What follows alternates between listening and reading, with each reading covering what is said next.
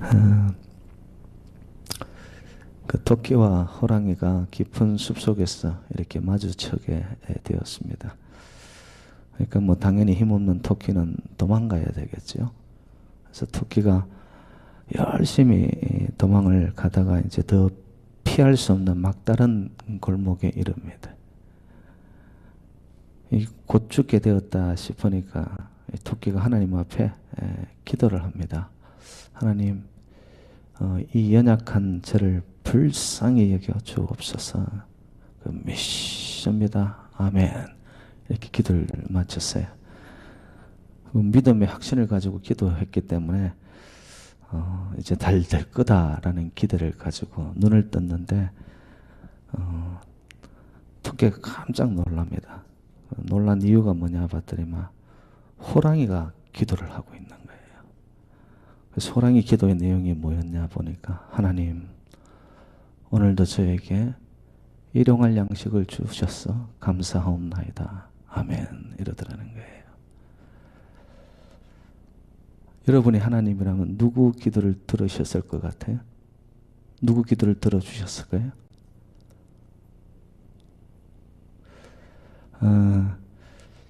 우리의 기도가 이럴 때가 많습니다. 나의 입장, 내 소원, 내 바람, 내 뜻. 그러니까 그 틀 안에서만 기도하니까 하나님의 광대하고 위대하시고 놀라우시고, 제가 기도 가운데 그렇게 했죠. 선하시고 기뻐하시고 온전하신 하나님의 뜻은 몰라요. 내가 좀 힘들고 지치고 고난이 오면 하나님 이 고난을 없애주십시오. 대부분의 사람들의 기도가 병으로 인해서, 아니면은 자녀로 인해서, 물질로 인해서, 아니면 뭐 직장으로 인해서, 이런 우리의 생활에 고통이 찾아오죠. 근데 우리는 내 입장에서만 그 간구를 합니다. 그럼 하나님의 입장, 하나님의 뜻, 하나님의 소원은 어떻게 되는 거죠? 사실상 우리의 생활 속에서, 우리의 기도 속에서, 우리의 신앙 여정 속에서 하나님의 그 뜻이 깨어지고 무산되는 경우가 한두 번이 아닙니다. 왜? 내 뜻이 너무 강한 거예요. 내 고집과 내 소원이 너무 지나칠 정도로 강한 거예요. 그래도 그 기도가 내 것만 주장하다 보니까 그 기도가 상달되지가 않는 거예요. 살아있는 기도가 아니라는 거죠. 여러분, 예수님의 기도의 절정이라고 할 부분이 뭐였냐면은 그 십자가의 죽음을 앞두시고 겟세마네 동산에 오르시잖아요. 사실 예수님도 갈등이 있었습니다. 하실 수 있거든 이 잔을 내게서 옮기시옵소서. 그러나 나의 원대로 마옵시고 아버지의 원대로 하옵소서. 그렇게 기도합니다. 그럼 십자가 죽음이 뭐 모진 고통이죠. 피해가고 싶은 거예요, 이게.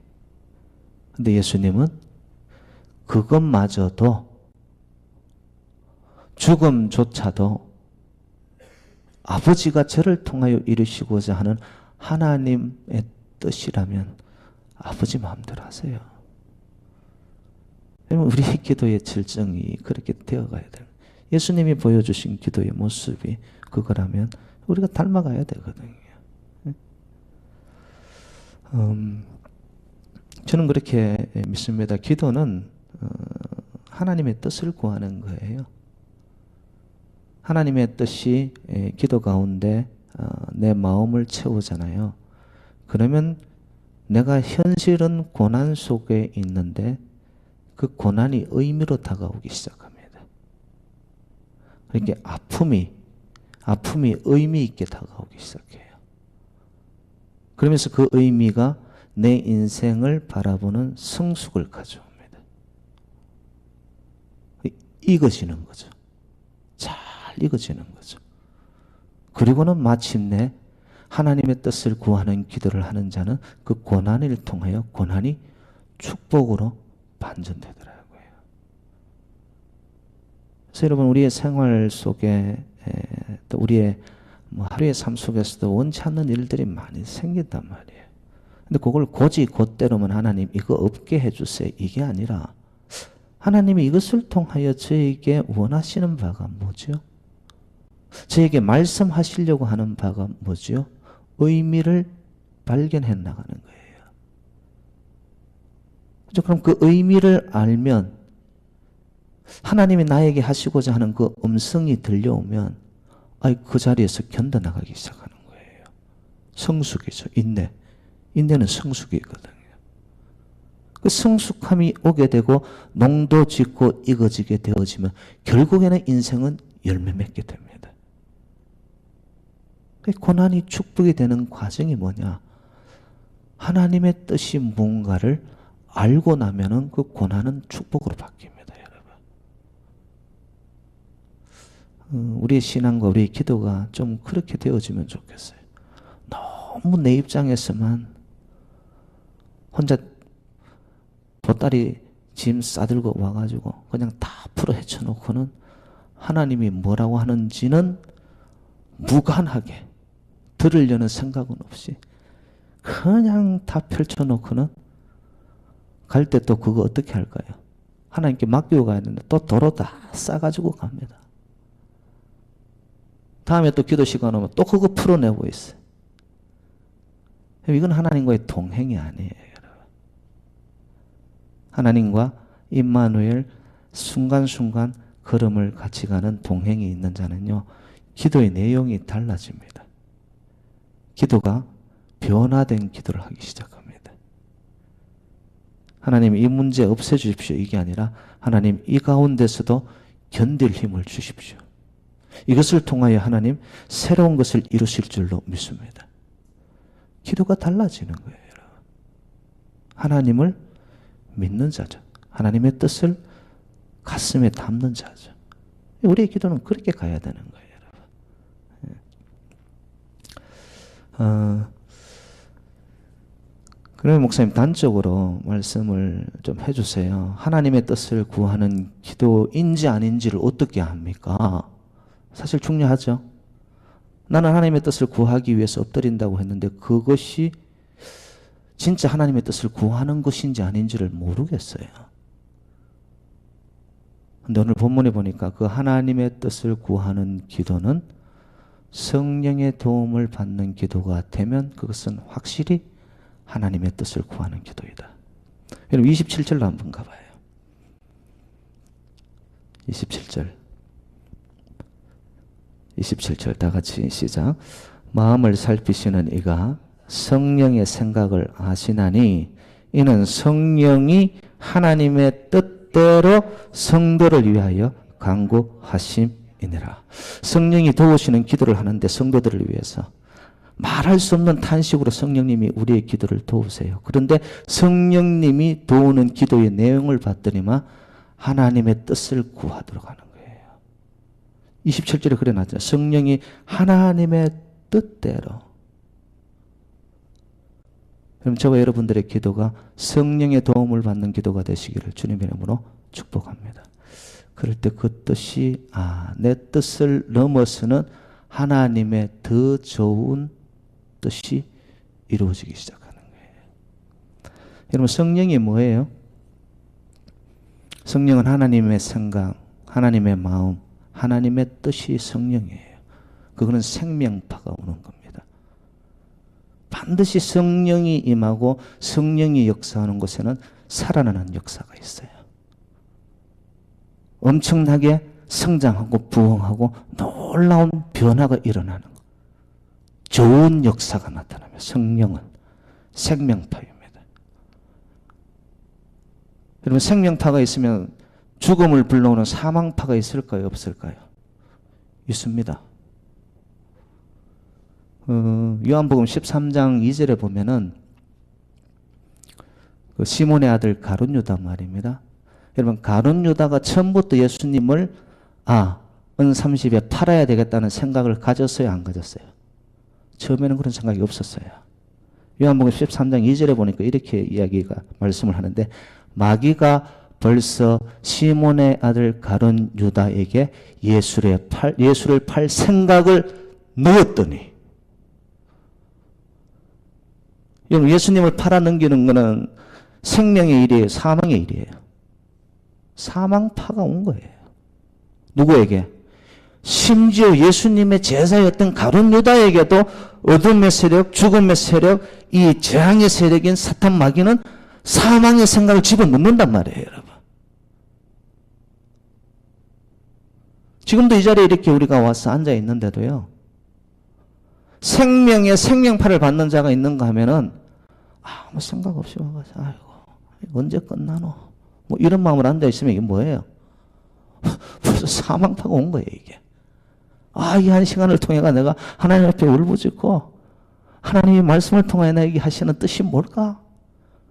영적으로 막 배고프고 영적인, 여러분, 이게 깨어나면서 하나님의 그 가슴을 만나려고 하는 이런 생각이 막 나에게 일어나잖아요. 그러면 생명파가 온 거예요, 벌써. 생명파가 온 거란 말이에요. 저는 이 핸드폰 보면서도 참 가끔씩 깜짝 놀라요. 여러분, 핸드폰에 이게 뭐 전기줄이 연결되어 있습니까? 전화선이 연결되어 있습니까? 근데 이거는 한국에서 미국도 전화되고, 미국에서 한국으로 세계 어디든 전화가 다 돼요.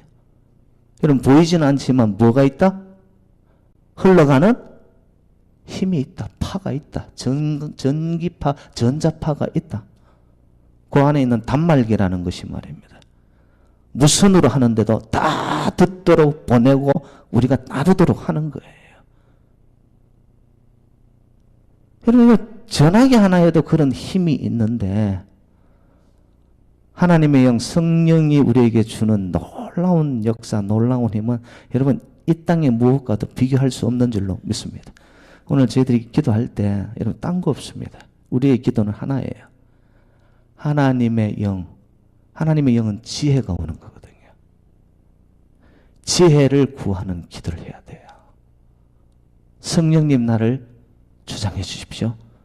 성령님, 저를 도와주세요. 성령에 붙들리는 기도를 하게 해주세요. 그거 하면요, 성령님은 오세요. 성령이 오셨네. 오십니다. 사모하고 갈증을 느끼고 영적인 목마름에게 있는 자에게 하나님의 영은 찾아오세요. 보이지는 않아도, 바람이 보이지는 않아도 부는 것처럼 정말 사모하고 하나님 앞에 엎드리는 백성에게 하나님은 그 감찰하시사 중심을 보시고 하나님의 영을 부어주세요. 부어주세요. 그 기도를 할 때, 성령이 도우시는 기도를 할 때 하나님의 뜻대로 구하는 기도가 되는 거예요. 여러분, 하나님께서는요, 누구든지 지혜가 부족하거든 모든 사람에게 후히 주시고 꾸짖지 아니하시는 하나님께 구하라. 그리하면 주시리라. 할렐루야. 야고보서 1장 5절 말씀. 지혜는 성령의 영이 지혜입니다. 지혜의 영입니다. 우리는 여러분 뭐 대단한 것 같지만 사람 별거 아니에요. 하나님 훅 불어놓으면은 보세요. 그냥 미국 온 지역이 그 한 번의 합의가 지나간 걸로 인해 몸살을 앓는 거예요. 이런 것을 통해서 하나님이 이 땅을 향하여 주시고자 하는 메시지는 뭔가? 그것을 구하는 거예요. 그것을. 태풍이 없게 해주십시오. 여러분, 이런 기도는 정말 유치한 기도입니다. 태풍 없게 해준다고 매년 태풍이 안 찾아오던가요? 그렇지 않습니다. 이것을 통하여 하나님 이 시대에, 아니 개인적으로 나에게, 아니면 공동체적으로, 국가적으로, 민족적으로 하나님이 하시고자 하는 말씀이 뭡니까? 그것을 깨달아가는 것이 여러분 영적인 성숙이에요. 성숙.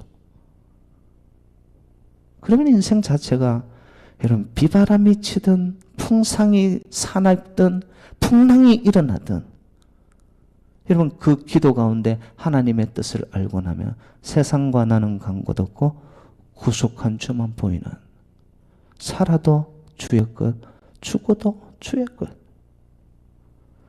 신앙의 단계가 굉장히 높아지는 거죠, 이게. 그러면 이 성령의 붙들리는 기도를 할 때 나타나는 아주 전형적인 특징 세 가지가 있습니다. 그거를 한나의 기도에 여러분 제가 기초를 두고서 간단하게 나누기. 첫 번째, 성령에 붙들린 기도를 하는 자는요, 그 기도가 길어집니다. 나는 한참 기도한 것 같은데 눈 뜨고 1분도 안 지났어.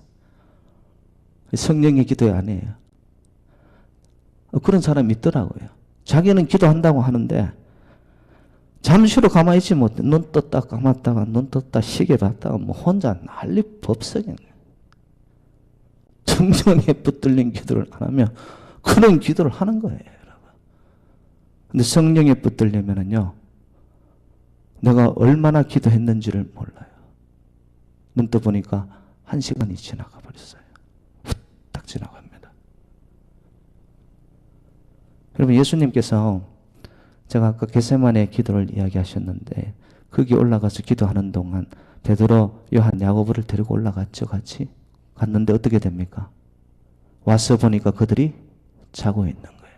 그때 예수님이 그들에게 이야기해요. 너희는 한시도 깨어 있지 못하느냐. 거기서 한시는 1hour를 이야기합니다. 1hour. 여러분 가운데 1시간 기도하시는 분 계시나요? 한번 앉았다 하면은 그냥 1시간 쫙 가는 기도하시는 분 계세요? 여러분 1시간 쉽지 않아요. 1시간이 뭐예요? 1분도 못 견디는데.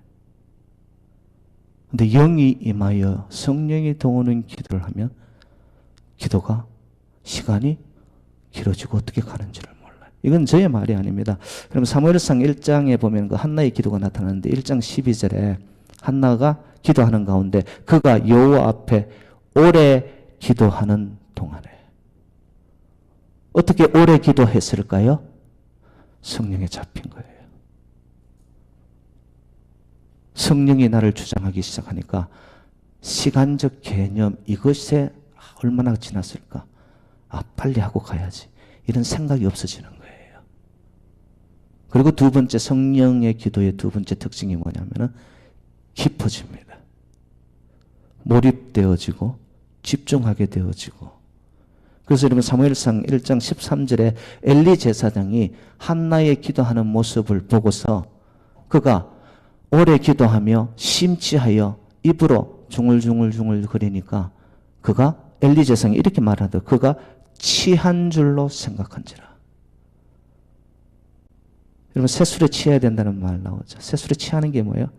성령에 붙들리면 성령의 기운에 생명의 기운에 나도 모르게 거기에 붙들려 가지고 미쳐야 되는 거예요. 그런 동안 봤더니만 그 기도가 깊어집니다. 취하잖아요. 성령에 붙들리잖아요. 하늘의 기운이 나를 덮어버리잖아요. 그러면 내 안에 있는 인간적인 육체적인 육체의 소욕과 정욕의 소욕, 이생의 이목의 자랑 이런 것들이 잠재워지기 시작합니다. 그런 것들이 눌려지면서 나도 모르게 하나님의 성령의 역사들이 나를 이끌어가는 거예요. 그런 마음으로 기도하니 그 기도의 시간이 여러분 깊이가 얼마나 깊어지고 심취하고 몰입되는지. 그래서 그런 말 있잖아요, 여러분. 미쳐야 미친다. 성령의 세술에 취하는 게 뭐예요? 하늘의 기운에 우리가 붙들려 미쳐버려야 돼요. 그러면은 어느 정도까지 우리가 올라가기 시작하는 거예요. 등급이 업그레이드가 돼야 된단 말이에요. 항상 그 자리에 그 찰싹거리는 수준에서 얕은 물가에서 놀다 마는 거예요. 신앙은 깊은 곳으로 던져라. 깊은 곳으로 가라. 끊임없는 본질의 세계로 들어가면 단순한데도 굉장히 깊은 파워가 능력이 흘러가기 시작합니다. 여러분 기도 가운데 그런 것이 한번 느껴져야 되잖아요. 그냥 왔다 가는 거예요. 눈도장 찍고 가는 거예요. 그건 성령의 기도가 아닙니다, 여러분. 마지막으로 성령의 기도의 특징, 제가 기억으로 계속 갑니다. 여러분 길게 하고 그리고 깊어지고 마지막으로는 기뻐집니다. 기뻐합니다. 한나가 기도를 드리고 나서 봤더니만요. 사무엘상 1장 18절 말씀 다시는 근심빛이 이전 성경에는 다시는 그의 얼굴에 수색이 없어진지라. 얼굴에 봤더니만 근심, 걱정, 염려, 두려움, 불안, 수치 이런 것들이 싹 가시고는 하나님이 주신 평강이 그의 마음을 덮어버리니까 자기도 모르게 옆에서 아무리 불인 나가 흔들어 제끼더라도 이제는 그를 건드릴 수가 없어요.